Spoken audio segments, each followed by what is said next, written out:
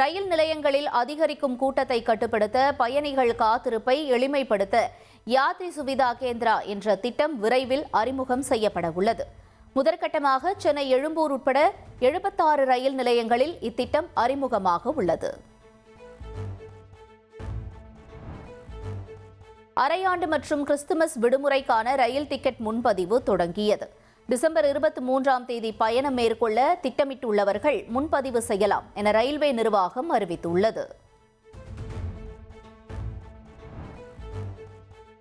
சிறப்பு தீவிர வாக்காளர் பட்டியல் திருத்த பணி தமிழகத்தில் அடுத்த வாரம் தொடங்கும்.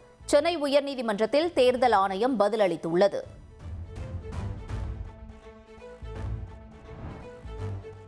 வாக்காளர் பட்டியல் சிறப்பு தீவிர திருத்த பணிக்கு தாங்கள் தயாராக இருப்பதாக தமிழக தலைமை தேர்தல் அதிகாரி தெரிவித்துள்ளார்.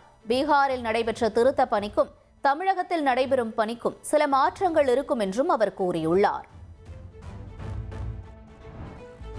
10 மற்றும் 12ஆம் வகுப்புகளுக்கான பொதுத் தேர்வு அட்டவணை நவம்பர் 4ஆம் தேதி வெளியிடப்படும் என்று பள்ளிக்கல்வித்துறை அறிவித்துள்ளது. 2026 மார்ச், ஏப்ரல் மாதங்களில் பொதுத் தேர்வு நடைபெறும். 1,23,00,000 மனங்களை வென்ற தந்தி டிவி யூடியூப் சேனல். தவிர்க்க முடியாத தம்ப்நெயில்ஸ், கலக்கலான கான்டென்ட்ஸ். நீங்களும் இந்த குடும்பத்தில் இணைய இப்பவே சப்ஸ்கிரைப் பண்ணுங்க. அசுரபலம் கொண்ட எங்கள் டிஜிட்டல் கரங்களில் உங்கள் விளம்பரங்களை சேர்க்க வாட்ஸ்அப் பண்ணுங்க. 8939888378. Email advtthanditv@dttv.in.